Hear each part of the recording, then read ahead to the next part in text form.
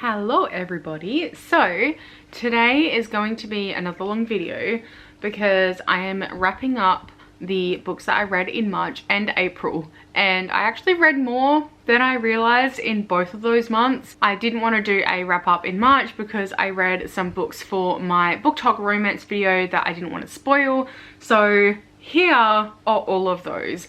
I might not go into too much detail with like the book talk books just because I obviously have an entire vlog dedicated to that. However, I am still really excited to talk about all of the books. I feel like I've had a really good couple of reading months. So I'm first going to get into what I read in March. So first off, I ended up reading Luster by Raven Leilani, and I really love this book. I had hyped this book up to myself for so long before I actually read this, and I'm so glad that I actually ended up really loving it. I gave this one 5 out of 5 stars. This is about a black woman named Edie who is in a dead-end job and is just trying to survive, and she ends up dating a middle-aged white man named Eric who is an archivist, and she ends up moving in and getting to know his family a lot. The family has an adopted black daughter who doesn't know how to do her own hair or anything as well, so Edie ends up helping with that and they develop a relationship from there as well. This book was very strange, but there was so much complexity and so much packed into such a tiny little book. It delves into things like racism and the complexity of relationships and open relationships, and it's so well written as well. Like, the writing is fantastic. It was very intriguing, and the discussion about relationships as well were just really well done. I enjoyed myself so much while reading this book. It was so good. Then I ended up reading It Ends With Us by Colleen Hoover. This was the first book that I read for my book talk romance video. I gave this one 2 out of 5 stars. I was not a fan. I go into more detail about why I hated this book so much in my video, but I just didn't see the hype with this one. I definitely don't think this one should just be marketed as a romance book. Of course, the relationship is the main aspect of this book, but it's not a romance. It's not romantic at all. And even like the main love interest, before he completely turns into a piece of shit, he was a piece of shit the entire time. Like, there were so many red flags from, what's his name? Ryle. I hated him. I hated him from like the very beginning. I think I said in my vlog that he has like 3 main personality traits. One was literally begging Lily for sex, like on his knees. And then he just didn't shower after like a 40-hour shift at the hospital. I did not enjoy it at all. I think there are some important discussions in this book regarding abuse and domestic violence, and I think they were done in an okay way. I think there are other books that do it better and discuss it better, but I think there are important topics in this, but it just was a really bad book. It was really badly written. I hated all of the characters. I did not care about any of them, even Atlas. I mean, I didn't hate Atlas, I just didn't care for him. So yeah, 2 out of 5 stars. Next up is another book that I read for that video, and that was The Love Hypothesis by Ali Hazelwood. This was so much fun. I rated this one 4 out of 5 stars. I was hesitant about this one for ages because it is apparently Star Wars fan fiction, and I just don't care about Star Wars. Like, I think I've seen like 1.5 movies, maybe 2.5 movies. I'm more of a Star Trek girly myself, but I love this regardless. It was so much fun. It had really great discussions about being a woman, more specifically a woman of color in academia, and I really liked the main love interest and their dynamic, and it was just really well done and really fun. The next few books are books that I read for the Create-a-thon that happened in March, which was hosted by Monica Kim and Books with Chloe. And so the first book I read was the group book, which was Winter in Sokcho, and I first of all love the cover. It's like set like a postcard, and I just think it's so cool. This is obviously set in a town called Sokcho, which is on the border between North and South Korea. This follows a young French Korean woman who works at an inn for tourists, and she ends up meeting a French cartoonist, and they end up getting to know each other, and it's really beautiful writing. I do remember really liking the writing, and there was a lot of nuance to this book as well, but I was expecting more just based on the synopsis. Like, the synopsis kind of gives it more of a adventure sort of vibe, but this was definitely more focused on just their relationship, which is fine.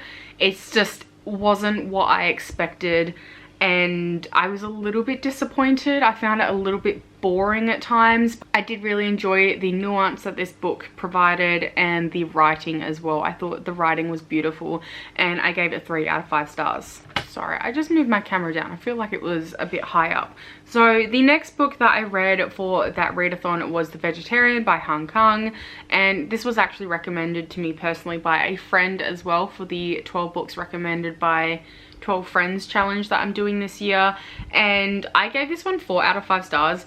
I really liked it. It was very dark though, and I wasn't sure I was really expecting that. Like, I had heard so much hype about this, and I remember seeing it years ago because it won the Man Booker Prize of 2016. So it's about a Korean woman who ends up going vegetarian, which is basically unheard of in Korea, and her husband is worried about her and thinks she's going crazy, and her entire family is really worried about her because she won't eat meat. It's really messed up. And I will give a trigger warning for rape in this as well, because I was not expecting it. It happens, I think, at the beginning, like in the first like 20 or 30 pages, and it really like threw me for a loop because I was not expecting it at all. I think the most disturbing part about this is that while it's about the woman who is vegetarian, it's told by 3 different people and their perspectives. So first of all, it's told by her husband, and then it's told from the perspective of her brother-in-law, and then it's told from the perspective of her sister. It just makes me really uneasy because you don't actually get her perspective, and it's about her and it tells her story, and they're talking about her mental health and her well-being, but we don't get to know her well-being and her mental health from her perspective. I understand why it was done, because it just added like another level of like darkness and uneasiness to the story, which I think was really well done, and I really like the writing in this as well. But just be warned, if you are going to go into this, or if you do want to pick this one up, it does have a lot of dark themes, and I think you should probably look up the triggers, because it does have abuse in it, it does have rape in it, like I said before, and I think there might be some others, but I did overall really enjoy it. The next book I read was Shoko Smile by Choi Eun-young, and I loved this book. I thought I wasn't a short story kind of girl, but turns out I am, because I was just reading the wrong short story collections before, because I loved this. Each short story is very much about relationships between other people. I loved it. I mean, obviously I loved some of the stories more than others, but I think I cried while reading this because it was just absolutely incredible. I think my favorite short story was probably the titular one, which was Shoko's Smile, and I think that was the longest technically as well. I'm gonna read you a few quotes that I ended up tabbing because I'm obsessed with these stories. After finishing this short story collection, it was in my brain for like weeks afterwards. So one of the quotes I've tabbed says, "I was angry at everything in the world, including myself. When the anger subsided, my body and mind would crumble into ashes. I went through this process again and again. They say 19, 20, 21 are beautiful years. All I remember about those years is wishing day after day to die." I'll read one more. It says, "People locked their hearts at some point in their lives, as if everyone had agreed to do so. Then they made acquaintances outside those locks with people who would never hurt them or be hurt by them, formed savings groups among themselves, vacationed with other married couples, or went hiking together, telling each other that they never wanted to go back to being 20, saying they were pretty clueless back then, weren't they?" And it's It makes me want to cry just thinking about it. I just loved like each short story in here, and it hit me so hard. And I think I'm going through a little bit of a crisis at the moment because I am in my late 20s. It was so well done, it was so well written, and just reading about all of the different relationships between the different people in each of these stories, it just really hit me.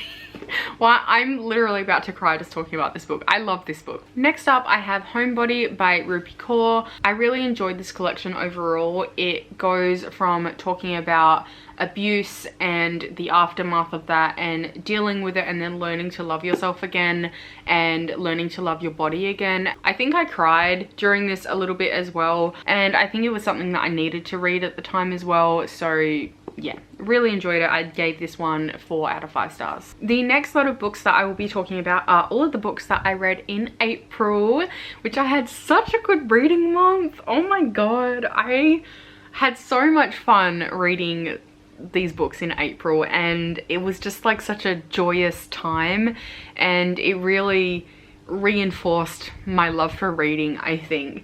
And I'm just like, I'm feeling all sorts of like happy, giddy feelings from this month, and I think my reading definitely had something to do with that. So the first book that I ended up finishing in April was Everything I Know About Love by Dolly Alderton. This is a memoir. I admit I was a little bit unsure about this one at first, just because I don't read a lot of memoirs. Like, I'm not opposed to them, but I had no idea who Dolly Alderton was. This was another book that I read for the 12 books recommended by 12 friends. So one of my best friends recommended this to me, and I'm so glad I read it. I tabbed and like annotated so much of this, and I definitely read this at the right time. So you know how I said before that I think I'm going through a bit of a crisis because I'm in my late 20s?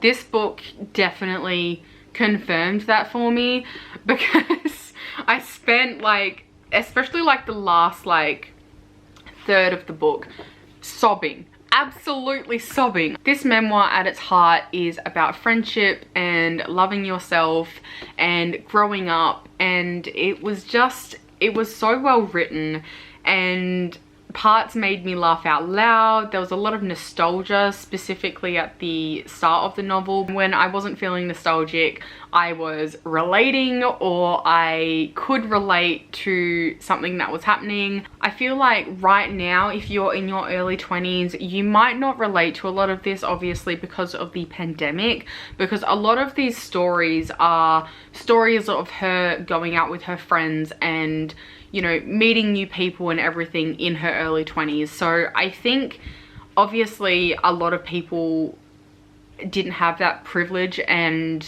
missed out on a lot of their early 20s because of the pandemic. And so I think if you're in that position, you might not get as much out of this book as someone like myself has. I love this book so much. I was literally sobbing by the end of this. It doesn't make any sense because like, I know like age is just a number or like whatever, but like it just got me. This book just got me, and I did not expect it. It's one of my new favorite books. I loved it so much. It just brings me so much joy. I'm so glad I read this. The next book I ended up reading was Ice Planet Barbarians. This was for my Book Talk Romance video again. This is by Ruby Dixon. I love this like new cover that they're bringing this series out with, by the way. I think they're stunning. And this one was kind of like, I knew it would be like a fun, weird time for me, and it was. I ended up giving it like 2.5 out of 5 stars, but that's not to say that I didn't have fun reading it, because I did. It's basically about a woman who gets stranded on a alien planet, and they have lots of sex, and they are mates or whatever, and it's just so funny. It was such a fun and weird ride, and I really enjoyed myself, and I flew through it. But if you want more thoughts on this, go check out my Book Talk Romance video. After that, I ended up reading Galatea by Madeline Miller. This is a really, really tiny little book. It's a short story about Galatea, and Madeline Miller is the same author who wrote Song of Achilles and Circe, and her writing is just something else. Honestly, I think I gave this like 4 out of 5 stars, and it's like such a tiny book, And my only issue with this is that I just wish it was longer. Like, I just want it to be a full-size novel, but it's not. But I really enjoyed this. I really enjoyed her afterword as well, and like her reasons for wanting to write this short story in the first place. The final book that I read for the Book Talk Romance video was The Fine Print by Lauren Asher. I gave this one, I think, 3.5 out of 5 stars, and I had a fun time reading this. This is the first book in the Dreamland Billionaires series.